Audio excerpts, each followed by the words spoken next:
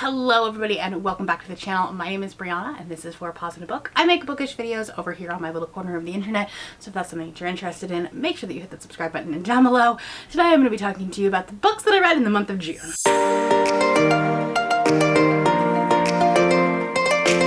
So June ended up being a very weird month. I did not read nearly as much as I normally do in the month, and I was just hit with this slump of mediocrity, and you will see that in my stats. I was searching for that really good book, and I don't know that I necessarily found it, which is a bummer, unfortunately. I had some good books, but the vast majority were just fine. They were books that I read. So if you're new to wrap-ups on my channel, I will talk about the stats at the very beginning, and then we will talk about the books that I read, going from the book that I liked the least to the book that I liked the most.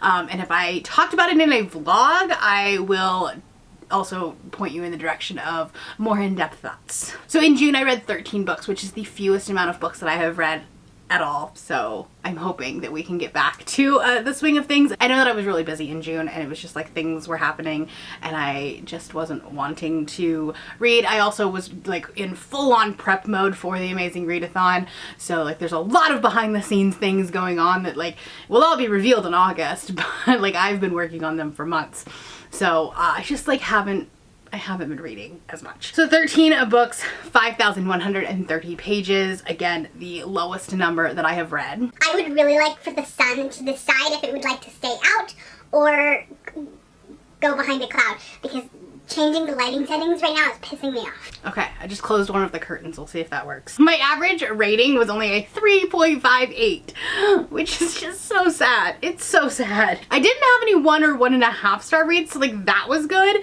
but I had 2 2-star reads, 1 2.5 star read, 3 3-star reads, 1 3.5 star read, 2 4-star reads, 1 4.5 star read, 3 5-star reads, but 2 of those were rereads, and one of them was the last book that I read of the month. At least we ended on a high note. I listened to 7 audiobooks. I read 1 book via ebook, 2 books physically, and 3 like a mixture of audio and physical or just immersion reading somehow. I read 11 novels and 2 novellas, no graphic novels in the month of June. I read 8 targeted at an adult audience, 3 targeted at a new adult audience, and 2 targeted at a YA audience. And for genres, I had 1 contemporary, 5 fantasies, 1 horror, 4 romance, and 2 sci-fi. And then in the last new stat that I want to show you, I did my A to Z TBR earlier this month, and so I did manage to complete 3 of those. So C, D, and F are all completed with Court of the Undying Season, Daughter of No Worlds, and Fourth Wing. With that, let's talk about the books. The first one I gave 2 stars, and that was Sizzle Reel by Carolyn Greenwald.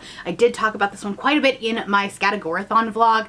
I read this for Scatagorathon, which is my Patreon readathon that we do every couple of months, and it was not great. This book needed to go through a round of edits, a round of sensitivity readers, potentially like the author just talking to her therapist about this book, because she was clearly going through some things, and I don't know that it actually needed to be a book quite yet. This book is about a woman who comes out as bisexual at 24 years old, so like recent college graduate, trying to figure out her life and realizing that she is attracted to girls, which is like all great. The problem with this book, and I struggle to like talk about it because there's definitely some biphobic comments in there. There's a lot of conversation of like, well, you're not really bi if you haven't had sex with a woman, or like if you haven't been with a woman, and then there was like this weird conversation about virginity and like you're not gay if you haven't had gay sex, and it was just like the whole like virginity construct was like really weird and kind of icky, and I wasn't a fan of it. A lot of these things are like challenged throughout the book, and I get it, right? When you come out as queer, especially if you are part of this like conservative, like you grew up conservative, you grew up religious, which she wasn't like specifically, but her parents are not super supportive, so like you kind of get that vibe. I get that when you come out as queer, you like completely swing to the other side of the pendulum, and you have to figure out how to balance yourself out. And some things were challenged, but other things were not. And that's where I had the issue. There was also a like very triggering outing where the friend was like, oh, well, you know, she should go work with her because she's bi. I don't know why that's a thing that needed to be said. But like, and then he didn't understand like why that was a bad thing. That like, why couldn't we tell everybody we work with that you're queer? Typical white male saying these things. So anyways, it was a really hot mess, and then the way that it ended was not a way that I really loved, as far as like, you know, the person that she was with, and it didn't work with me. It did not work. 2 stars. I also gave 2 stars to The Turnout by Megan Abbott. This was a book that I read because Kerplunk told me I had to read my lowest rated book, and this had like a 3.13, which is very low on Goodreads, and it probably deserves it. Honestly, this book was just so boring. It was so boring. There was nothing in this book. I've read from Megan Abbott before. I read You Will Know Me, which was the one that was set at a gymnastics academy, and so this one is set at like a ballet school. And I was like, this will probably have some similar vibes. No, it really doesn't. We have a really weird relationship between a woman, a man, like a woman, her husband, and then her sister. I don't know how that exactly works. And then they're trying to renovate this ballet school, and then there is this contractor who ends up being like really shady, really sketchy. I don't know, and then he dies. And they're like trying to cover it up because he was like pushed down the stairs. It was just a hot mess. It just really was, and I wasn't here for it. So 2 stars. This is getting on hold. I gave 2.5 stars to The Keepers of Six by Kate Elliott. This is another book that I read during Scattergorathon, so I have more live in-depth thoughts there. Again, I was just really bored with this. I think this book tried to do a lot and didn't do any of it well. This is like a genre blend of fantasy and sci-fi. There's portals, there's, I think, aliens, there's dragons. This is about an older woman who is going to like save her son who was kidnapped, and it's all about like, you know, kind of like getting the band back together. So there are 6 witches that create this hex. The mother is one of them, and they all serve a different purpose in creating the magic, which I think that part was really fascinating. But just like the characters themselves, I never got attached to. So when we open on chapter 1, the son is kidnapped. Like, that is how the book opens, and I get it, you have to do that with a novella, but I'm just finding that most of the time a novella is not the right book for me. Sometimes it works, which we'll see a little bit later on, but this one did not, unfortunately. I know people that really, really love this book, and I think that if you like this book, you will like The Adventures of Amina Al-Sarafi. I think like those two kind of have the similar vibes, but there's definitely more going on in the Al-Sarafi book, just because like it's a 500 and something page novel and this is a 200-page novella. But this book took me almost a week to read, and it's 200 pages, so why? I didn't want to pick it up anymore. Moving to my 3-star books, the first one was one of the SPFBO books that I was reading, and that is Beta by M.T. Zemi. This book is about a girl who kind of gets mixed up with a bunch of superheroes called the Apex. So if you don't have the magical superhero abilities, you are a beta. If you have them, then you are an Apex. And there is this like underground Apex society at the school that she is at. It is giving Renegades vibes. If you liked Renegades by Marissa Meyer and that trilogy, I think you will like this one. Unfortunately for me, it read very young YA, so on an enjoyment scale, it was a little bit lower. Technically, I do think it was really well written, but there was a lot of like slowdown moments that I think we could have cut out, and this book probably could have been a little bit shorter. There was a lot going on in this book that were not necessarily relevant to the plot. It was like, you know, there's this like subplot romance kind of thing going on that I don't think was necessary. There's like a lot of like conversations at the dinner table, and I'm like, I don't actually care. Can we get back to killing bad guys? That's great. So I totally see an audience for this one, and 3 stars, not a bad rating in this case. It's just like, it's not a favorite of mine, but that's okay. I know that there are people that will love this book. Here is where I'm probably gonna get canceled. Probably, because the next 2 3-star reads were 3 stars for a very different reason, and that is that they were massive disappointments. And they are both well-beloved books on BookTube and Book Talk. So here is your warning if you would like to click off now and not be offended. have a nice day. If you would like to, and you would like to go ahead and cancel me, stick around. The first one of those books is Gallows Hill by Darcy Coates. This is a lot of people's favorite Darcy Coates book, and I just didn't understand this book. I don't understand the hype. I'm not going to go into great detail about this. I will link the like full live show that we did on this. This was the group book for the Not Your Mom's Boozy book club that Cal over at Retrieving Books and I run. So I'll link the live show up above. I don't have a ton to say about this book. It just didn't wow me the way that other Darcy Coates books have, and that was disappointing for me. This book is about a woman who, her parents die unexpectedly, and she inherits their house and their winery and their business. And it's not like Not All Is Us. It seems like the staff are a little bit weird, a little bit kooky, and there's like a reason for that, and she's trying to figure out the reason. And then like obviously the house is haunted because it's a horror. So I can't really go into much more detail than that without like spoiling the big plot reveal. I feel like this book had the ability to go a lot of places, and it was just too careful with what it did. Like, it had the ability to really say something, and it didn't. It didn't do that. It was just like, okay, here's the reason why, and it was just, I don't know, it was like, it let me down. So 3 stars. The other 3-star read, I am definitely in the minority here, but Fourth Wing by Rebecca Yarros. And I have the pretty edition. I'm gonna keep it. I'm gonna read the second one. This book was fine, but apparently my copy did not have the crack in it like everyone else's copy did, because this book was just fine. This is about a girl who is like at this military dragon rider academy, and there is so many logic problems with this book. Like, if you are in a war and you are trying to find these, like, you know, get as many people for the military, why are you killing people in the military school? I am confused. I don't know. This book was just like, it was fine. I did really appreciate the chronic disability rep in here. She has a condition where like her joints hyperextend and she can break things, like, you know, her body breaks essentially, like overextends itself and stuff. And so I really appreciate that, and like this part of being like still being this badass female, like in the military while still having a chronic disability, where like she is in immense amounts of pain, but she like still can stand on her own, right? She doesn't need anyone else's help. And I really like that. That is the reason this book got 3 stars. But personally, like, in my own opinion, you are welcome to have your own opinion, but in my opinion, this book was just fine. I am hoping though that in like the second book, the writing gets better and stronger and we get to see a little bit more of the world.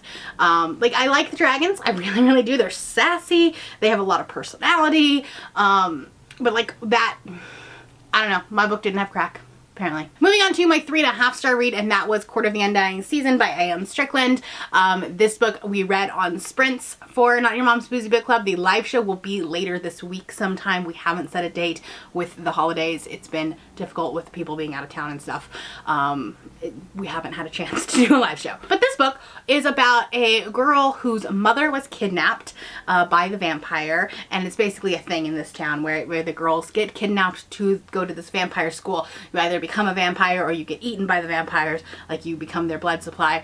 And so she is convinced that she is going to go into this school and then kill the vampires because they took her mother, and, you know, vengeance and justice and stuff. I really liked the romance part of this book. I think that was really well done, and I wish there was more of that, because like vampire romance, like, we're here for that. But this book was kind of all over the place, and there were parts, like, this was a roller coaster of a ride, because I really liked it at the beginning, and then I was really bored, and then I really liked the end. So it's sitting in the middle of the pack. But like, there are some like really good quotes in here. The last line of chapter 1 like really gets you. I wasn't born a monster, but if I live long enough, maybe I will become one. And like, that's how it kicks off the book, right? And like, I love a good first chapter. So I was hooked. But then like, as we got a little bit further on, it was just like repetitive. and redundant. And then again, there were these slow down moments where we're trying to balance out the plot and just like slow things down, right? But I don't think that they were necessary 100% of the time, because I really like the tension, and I was like, we were getting somewhere, nope, just kidding. Like, and it was frustrating. 3.5 stars. It's not a bad book, and I am excited to talk about it on the live show. Moving on to my 4-star reads. The first one was Rogue Protocol by Martha Wells. This is the 3rd book in the Murderbot series, and I'm really enjoying this series. I am loving it. Murderbot is just the most adorable character in the world. They're so wholesome, and they just make my heart happy. I can't really talk about this book as a lot because obviously it's the 3rd book in a series, but I am slowly making my way through this series and would like to finish it this year. This was one of the first books that I read in the month, so I have very little to say about it because honestly I don't remember that much, which should tell you something about this book, because I still actually remember book 2, but I don't necessarily remember book 3. Book 2 is my favorite so far in the series. That one is absolutely adorable. Like when you pair Murderbot up with another robot sentient being, that like they kind of argue and bicker a lot. That one's fun. This one I don't actually remember much about. So in the moment I gave it 4 stars, and that is where we're at. Okay, I should be better at these wrap-ups, but sorry. My other 4-star read was She Who Became the Sun by Shelley Parker Chan. I picked this one up on a whim, just trying to find a good book, and I was like, queer fantasy, I'm here for this. And this is definitely like a high military fantasy, which is not necessarily like my favorite type of fantasy, but there was also a lot of politics in here. There was a lot of backstabbing, and a lot of like her trying to prove herself, which I do love. I love a badass female character in fantasy. I also really loved the ending and the way that she came to like discover who she was and like really accept who she was. There was a lot of conversations about body dysmorphia, which I would have liked to see throughout the book more, but like at the end, like it does wrap everything up really nicely. There is rebellion in here, there is revenge in here, there is like seeking justice. So like it did have a lot of buzzwords, and it's queer, so that was great. Good, you know, great book for Pride Month. I definitely recommend this, especially if you like military fantasy. My 4.5-star read was Wicked Beauty by Katie Roberts. This is a reread for me. I read this one last year when it came out. I think I actually read it twice last year. But this is the 3rd book in the Dark Olympus series. I am reading the series along with the Chapter 3 podcast. I have a guest host on there, so thank you so much for allowing me to be a part of that. I will link the episode where we talked about this one down below. It was a good time. This is the first one where we had a little bit of a mix of opinions on whether or not this one was the best. Like, some people thought it was the best of the 3 so far, some people thought it was the worst of the 3 so far. It was a good mix of opinions, and I love this book. This is the first one that's Polly in this series, and this book is about Achilles and Patroclus and Helen of Troy, or Helen Cassios, and it is this like Hunger Games-esque book, kind of, where they are battling to become the next Ares. So to become Ares, you have to do this competition with these trials and things like that, and whoever wins and is the last one there is declared the new Ares, and all 3 of them are trying to become the new Ares, but then like also, you know, things happen in dorm rooms, right? And this one is steamy, but there's also a bigger macro plot to this one. So like if you didn't like Neon Gods because like there's not a lot of plot, it gets better. Like once you get here, there's definitely a series-wide plot that I am excited to like continue on with. This is the last one that I have read. So Radiant Sin is the one that I'll be reading in July, and that one will not be a reread for me. It'll be the first one that'll be new. So I'm excited to continue on with the series. All right, moving on to my 5-star reads. The first 2 were rereads. I read Delilah Green Doesn't Care and Astrid Parker Doesn't Fail in anticipation of reading Iris Kelly Does Not Date, which is the new one coming out in the fall, and I do have an arc of it. I've started it, but like I said, I was in a slump in June, and I didn't want to like my bad mood of books to be like hampering on my enjoyment of that book. So I put it down for a little bit. I'll continue reading it, but I couldn't right now. But these ones were obviously 5 stars. I think they were better upon reread. And I love them. This one is the first one in the series. This is about a woman who goes back to her hometown after living in New York City. She goes back to her hometown for her sister, like her stepsister's wedding, and then kind of bumps into Claire, who was like it was her stepsister's friend in high school, and she'd like always had a crush on her, and Claire is bisexual, and so like they start not a fake dating, but like a secret dating kind of thing, because they don't want her stepsister to know it was a whole thing. This is adorable and super steamy. And then this one is Astrid, and she realizes that she is not as straight as she thinks she is, and she is diving into her like remodel business. She's like an interior decorator and designer, and she meets Jordan, who is the contractor something on one of the projects. And that's where she finds out she's not straight, because Jordan is a goddess. And I really love the representation of finding out that you're queer later in life. She was like 25, and that is just, as someone who did come out later in life, that is wonderful representation. Lastly, what is, I guess, my favorite book of the month, and that is Daughter of No Worlds by Carissa Broadbent. I think I'm in the minority of this. I think most people don't like this one as much as Ashes. I did. I love her in this one. And this is about a girl who gets kidnapped and taken to this other country. So she has to learn like the different customs, the traditions, the language of this culture, this country that she's in. And she is a slave, and she has been like earning money on the side, on her own, to buy her own freedom. She is able to get free, but her friend, who is also a slave, was not able to get away, not able to be free. So she goes to this place called the Order, and she essentially just wants to like wreak havoc on this country who kidnapped her and her, like, the other members of her community, and she just wants to wipe them out. Right? So she's using the help of the Order, and she has to apprentice under this other person who is not a fan of the Order, and he's a big grump. And then like there is the slowest of burn romance, and I listened to this on a very long car drive.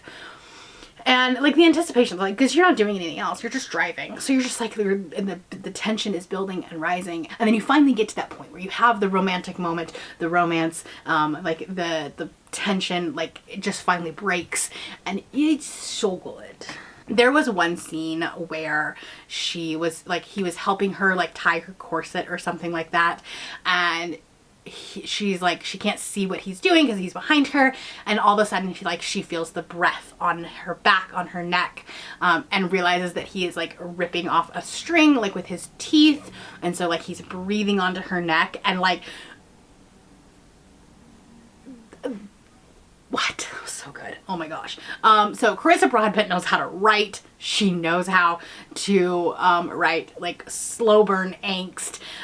This was fantastic, and I've already purchased the second book in the series. All right, so those are the books that I read in the month of June. It was a fine month. I hope July is better. Let me know down in the comments below what your favorite book of the month was, and if you're not feeling chatty, then put a sword emoji for Daughter of No Worlds. That is all I have for you today. If you're new here and you have not yet subscribed, there's a little button that you can do so down below the video. If you'd like to hang out with me more, the links to my Instagram, Goodreads, Twitter, and my Patreon are linked in the description below. Thank you for watching, and I will see you next time.